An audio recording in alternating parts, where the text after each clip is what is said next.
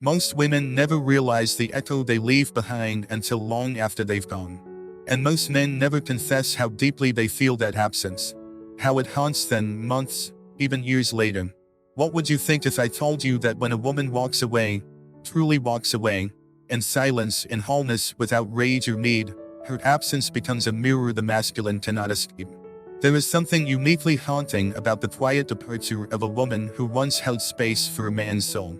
Her leaving, when done not in emotional chaos but in stillness, becomes a wound that echoes louder than any scream. Jung understood this. The anima, the feminine within the male psyche, does not simply disappear when the external woman exits his life. No, she lingers. She transforms. She becomes myth, memory, obsession. The man, if he has not integrated her energy, becomes stalked by her boast. A boast he created by refusing to see her fully when she was still there. He remembers obsessively, not in order, not logically, but viscerally. A scent, a glance, the way her voice fell into silence when she no longer thought to be understood. The woman who departs with emotional clarity rather than chaos leaves a psychological rupture that forces a man to face his shadow, and that shadow is vast. When she goes, the first thing he remembers is not her words, but her absence. The silence that follows a woman who once spoke life into a man's soul is deafening. It is not loud in the physical world. No messages, no accusations, no attempts at return. But it is thunder inside his own moaning. This silence is not the kind that invites comfort. It is the kind that forces confrontation. With himself, with his ego, with all the unhealed, unloved, unconscious parts of him he projected onto him. She becomes a phantom that awakens his deepest fears. Fear of abandonment, fear of failure, fear that he was never enough. Not because she said so, but because he knows she saw that truth and chose not to stay and fix it. That's what he remembers. The look in her eyes when she stopped needing him to change. When she stopped fighting. When she started choosing herself. There is power in that moment. The feminine, when fully embodied, doesn't beg or plead or punish. She simply withdraws her energy. That, more than anything, is what a man cannot forget. Because it disrupts the story he tells himself about being in control. About being desired. About being the center of her world. He realizes then that he was only the center while she made him so. And that his power was never his own, but borrowed from her belief in him. Jung would call this confrontation with the self, the moment when the ego, stripped of illusion, faces its own inadequacy. The man, now alone, must wrestle not just with the loss of her body, but with the collapse of the role she allowed him to play. The provider, the protector, the lover. All crumble when she walks away with grace and never looks back. You see, when a woman leaves in anger, she can be dismissed. When she leaves in desperation, she can be pitied. But when she leaves in silence and certainty, she cannot be erased. She becomes sacred. The man, in his solitude, begins to remember things he didn't notice when she was still within reach. The way she held space for his wounds. The way she softened when he was harsh. The way she whispered truth he was not ready to hear. And it is not just what she did, it is who she was in the small, in-between moments. Her laughter when he wasn't looking. Her stillness when he was spinning. Her radiance, not from what she wore or said, but from the parts of herself she never gave away. That feminine presence, intuitive, mysterious, unapologetically whole, becomes the one thing he cannot recreate, no matter how many others he tries to replace her with. What remains is the ache, the wound, the echo of something sacred that slipped through his hands because he never truly held it, only possessed its form, never its soul. And that is the beginning of his reckoning, not just with her loss but with his own unconscious patterns. His inability to see, his refusal to grow. For the woman, it is not revenge, it is revolution. She does not leave to teach him a lesson. She leaves to return to herself. And in doing so, she becomes unforgettable. Not because of drama, but because of depth. Not because she begged to be seen, but because she finally saw herself. And the man, he remembers, in silence, in solitude, in shame, but perhaps also in awakening. He begins to feel her everywhere, Not her body, but her energy. In the space where she once stood. In the absence of her questions. In the places where she used to see him. Not the mask, not the man you pretended to be, but the truth underneath. That's what haunts him the most. She saw through him and still stayed. Until she didn't. Carl Jung called this confrontation with the shadow, the hidden aspects of the self we reject, deny, or remain blind to. And often, it is through the feminine that a man meets this shadow. Not because she causes it, but because she reflects it. When a woman leaves in her wholeness, with no blame, she removes the distraction of conflict. Suddenly, there is no one left to fight but himself. He doesn't miss her for what she did for him. He misses her for who he became around her, and for who he could have become if he had been ready. That realization cuts deeper than any breakup. It's not the loss of her. It's the loss of the version of himself that only existed in her presence. And that version dies when she walks away. In other women, he sees flashes. A glance, a tone of voice, the curve of a wrist, but none of it moves him the same. He tries to recreate the connection through physicality, control, or attention, but it's hollow. Because the truth is this, he never truly understood what made her magnetic while she was his. He only understands now, when her presence is a ghost, and her silence is scripture. And the woman, she is not waiting, she is not watching, she is not checking if he remembers. Her silence is not a tactic, it is a truth. She has integrated her own animal, the inner masculine, and no longer searches for completion through a man who has not yet met his own depths. That's what makes her unforgettable. She was never trying to win him. She was trying to meet him soul to soul.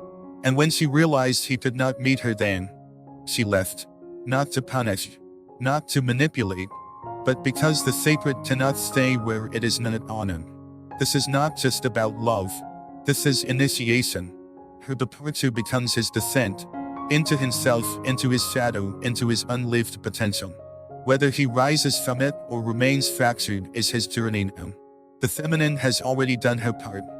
She offered the mirror. She gave the reflection. She walked away when the mirror no longer served her becoming. And that's why she lives in his mind-like mythology. She is no longer a woman, she is an archetype. She is the unattainable anima, the spiritual seductress, the echo that leads him inward, toward wholeness or madness. As Jung once said, until you make the unconscious conscious, it will direct your life and you will call it fate. She wasn't fate. She was the wake-up call he wasn't ready for. And by the time he realizes this, she is already gone. Not bitter, not broken, just free. Eventually, the man stops searching for her in other women.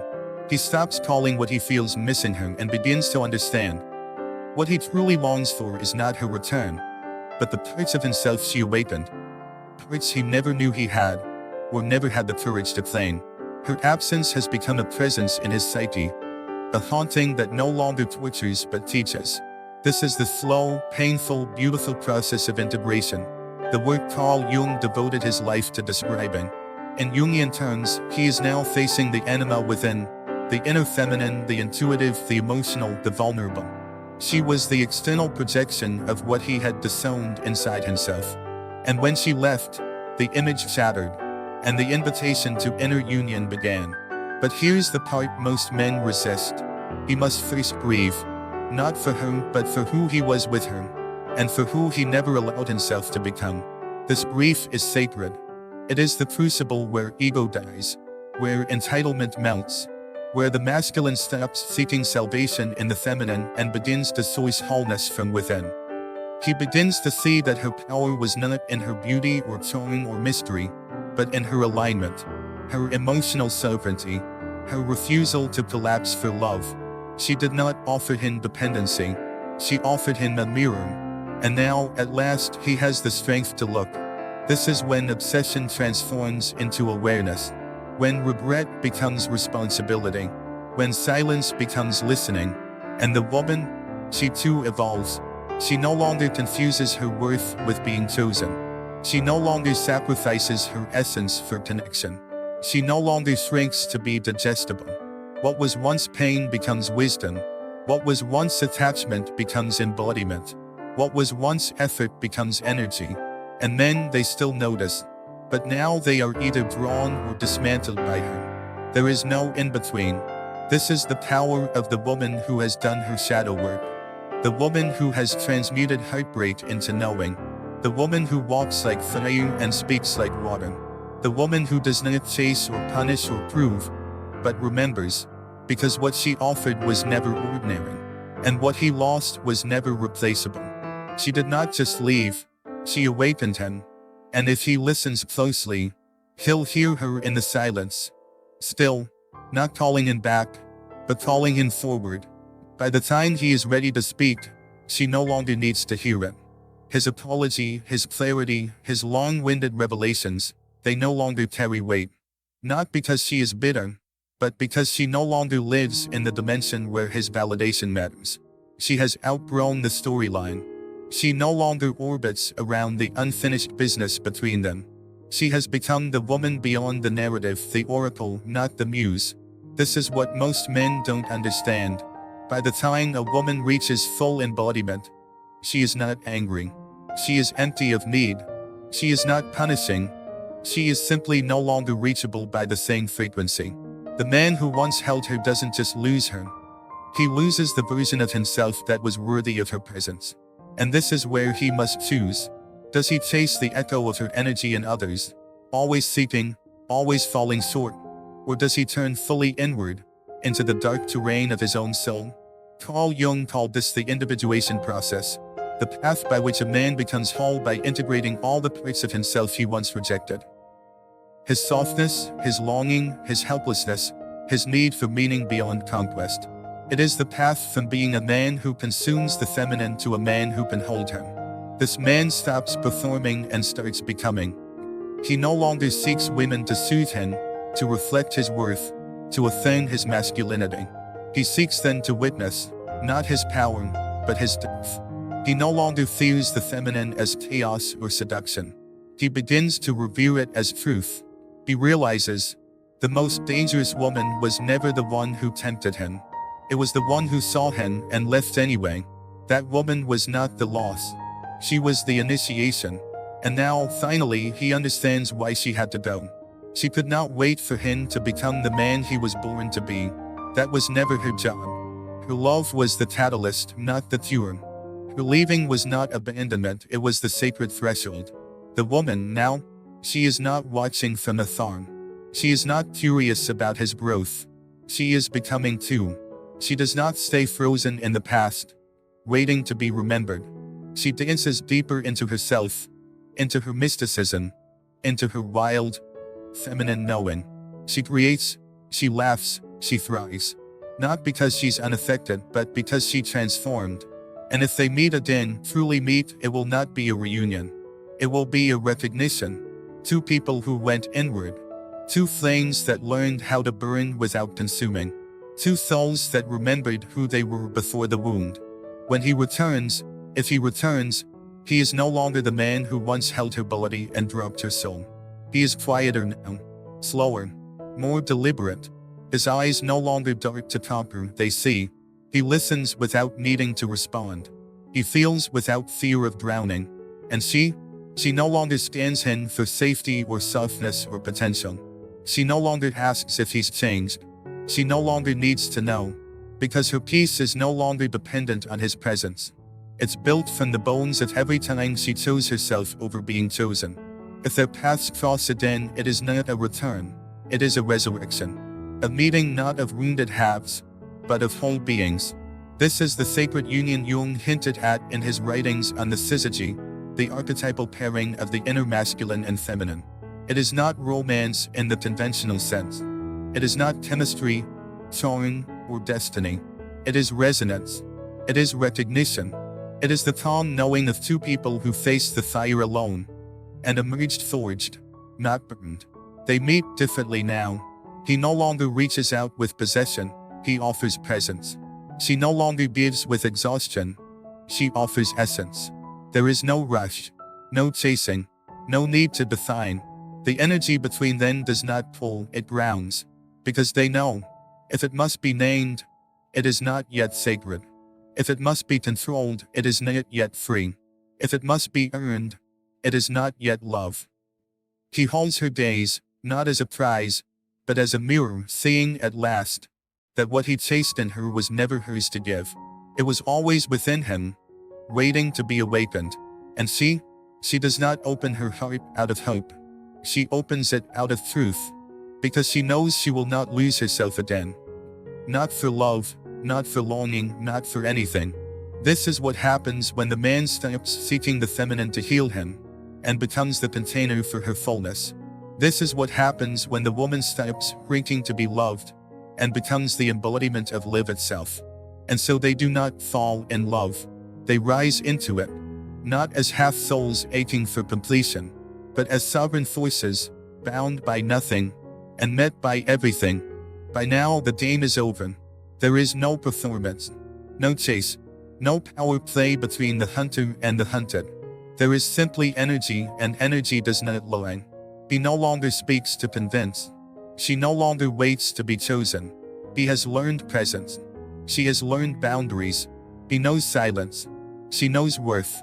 And this is the space where the soul finally relaxes, where the masks fall, not because they are ripped away, but because there is no longer any need for them.